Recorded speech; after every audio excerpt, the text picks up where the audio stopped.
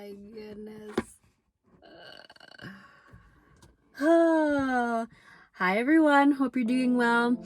Today I wanted to talk about intuition and fear and how to tell the difference. All right, so we've all had those moments where we had a gut feeling about something and then we kind of overthought it and went against it, and then, down the road think, oh man, I wish I would have listened to my gut on that one. So how do you tell the difference between intuition and fear? Well, there are a few ways that you can tell. Okay, first off, intuition will give you a calm, neutral knowing. Okay, a calm, neutral knowing, whereas fear will be highly emotionally charged. So your intuition will give you a calm, neutral knowing, like you just know this is the way I should go, this is what I should eat, oh maybe I won't tell this person about this part of my life, whatever it is. Whereas fear is super emotionally charged, like it will make you feel anxious, paranoid, or just like a heavy feeling.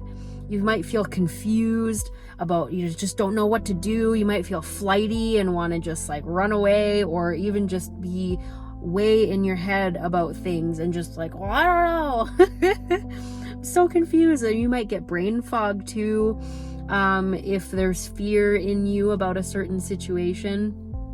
So that's one way to know. Intuition will give you a calm, clear, neutral knowing. Fear will be very highly emotionally charged, okay? Second thing, intuition will have you focused in the present moment, okay? Whereas fear will have you focused either in the past or in the future, but not here. Fear takes you out of the present moment. Your intuition brings you into the present moment.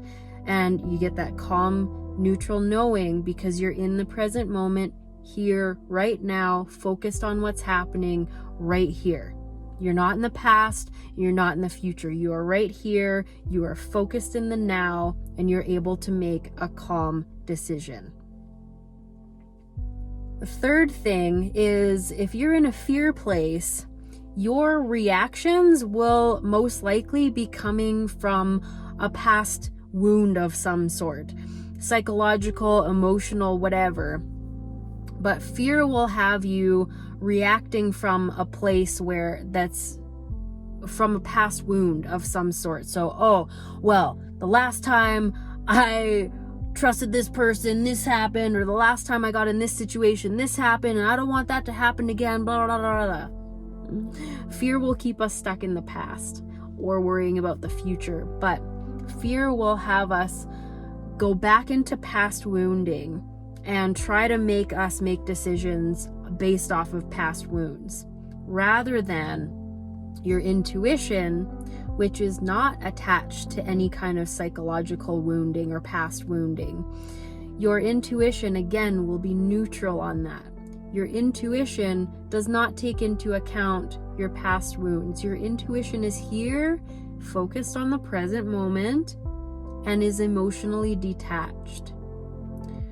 So you might be in a situation where in the past, this kind of situation didn't go well for you so much. Your intuition knows where you are going, knows the path that you are on. So your intuition is not concerned with the past. Your intuition is not concerned with all of the emotions that are brought up from the past and from the wounding that's happened in the past. Your intuition is focused in the present moment and knows where you're going, because your intuition is coming from your higher self, right? Your higher self has a bird's eye view, an eagle eye view of your path, of your purpose, and of even this situation that you're in right now. So your higher self knows where you ultimately want to end up, and your intuition, your higher self will speak through you, through your intuition, speak to you through your intuition in a calm, neutral manner that's focused on the present. And You might be in a situation that is similar to something that didn't go well, but your higher self knows that this situation is going to go differently for you this time. So your intuition will lead you in the direction that you are supposed to go for your path. Okay? Another way to tell between intuition and fear is to feel into your body and what's happening during your decision-making process, right?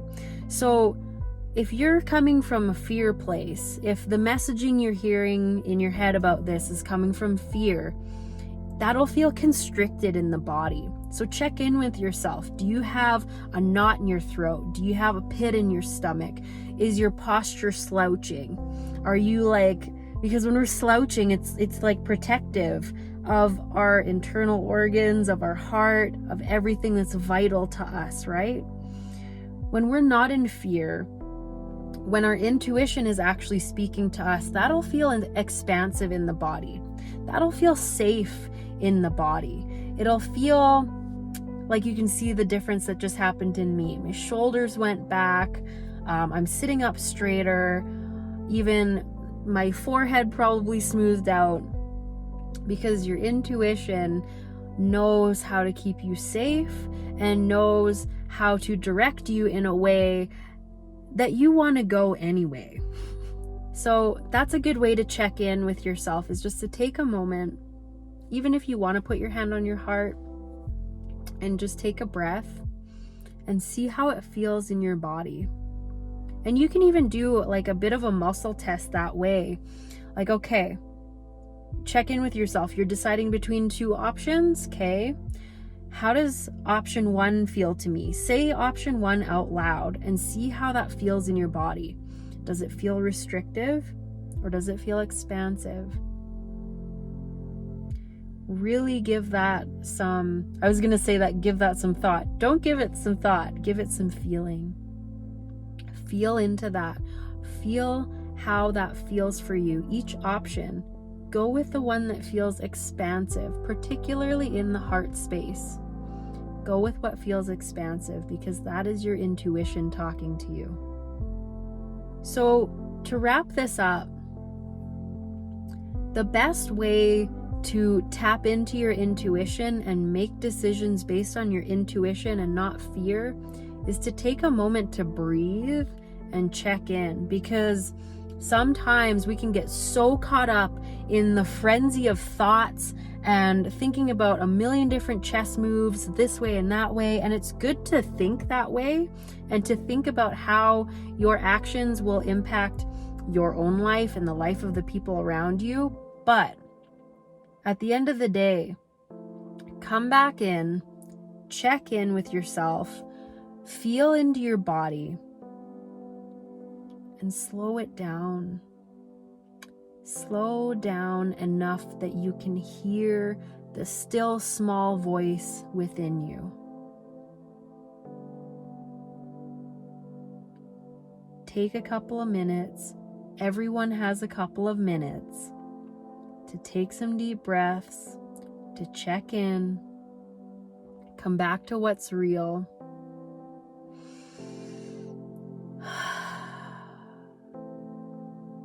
Do that muscle test and bring awareness to how your body is reacting to the options that you're weighing.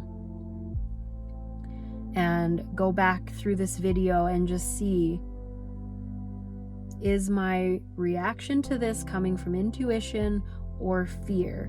Is this idea that I have coming from intuition or fear?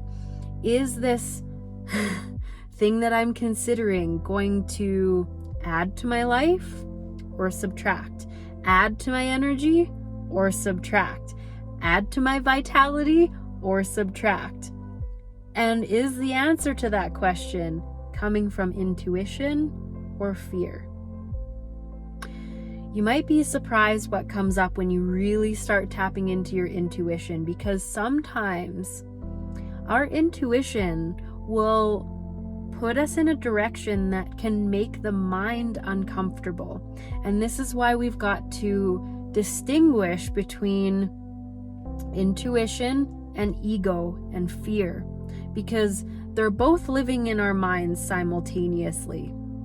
But we've got to check the body's reaction to what's going on and really tune in to the truth, which is your intuition, which is coming from your higher self. It's coming from beyond the 3D world. It's coming from beyond the limited vision. It's coming from an expanded view. So just because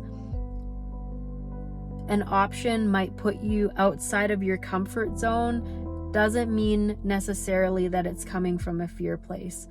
I can honestly tell you that my intuition has put me on tracks that have taken me out of my comfort zone, and I'm so glad that it did, because those were my biggest learning experiences, was getting out of my comfort zone. We don't grow where we're comfortable.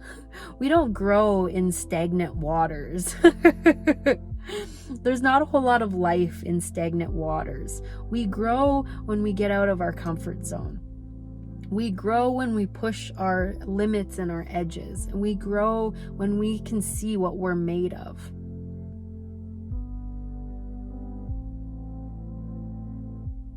Yeah.